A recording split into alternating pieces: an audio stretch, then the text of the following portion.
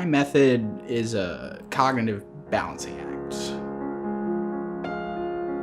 Too little stimulation, and it's easy to slip into a meditative trance.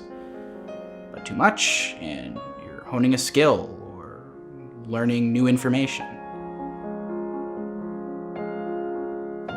Growing up, I always was drawn to observing people. My parents always told me, while they were all watching TV together as a family, I wasn't watching the TV, I was watching them. As I grew older, I guess I started to normalize, but I frankly never lost interest in observing people. It's just, it's one thing for a kid to be watching people, it's cute, but as an adult, it's not exactly the same. What brought me to Portland was I was actually an aspiring painter. I get out here, I'm painting things that I observe, pictures, scenes, people.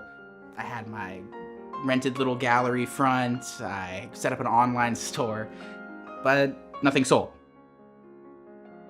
I was infatuated with the observation part of finding something to paint. I was not particularly engaged in the actual act of creating my art. So I was kind of lost, but something changed when I came across a sculpture called Free Ride. It's 3 rectangular prisms in a 3-dimensional space. It's just something so ubiquitous, so basic, but it's in the MoMA. And it just got me thinking, what's my free ride? What's something that I understand and can articulate and show that everyone understands and everyone does, everyone can relate to?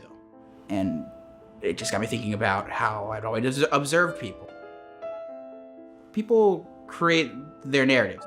Say, I'm a computer programmer. It's like, okay, well, what do you do after work? It's like, oh, well, I spend time with my friends and family. It's like, well, what about your free time? It's like, oh, well, I go snowboarding, play video games, watch TV, go to the library. It's all right, well, what about in between those times? That's when people don't really know what to say. But what about those times? Those times in between? You're too tired. You just got home from work. You throw your keys on the counter, and you scroll through Netflix without committing to any particular title you want to watch. Scrolling through Instagram, looking at posts from people you haven't talked to in 8 years. Things that you don't really engage with, but you're not ready to leave them behind and actually commit to any sorts of actions that require you to engage. I want people who walk out of my exhibit to think about how they use their time consciously.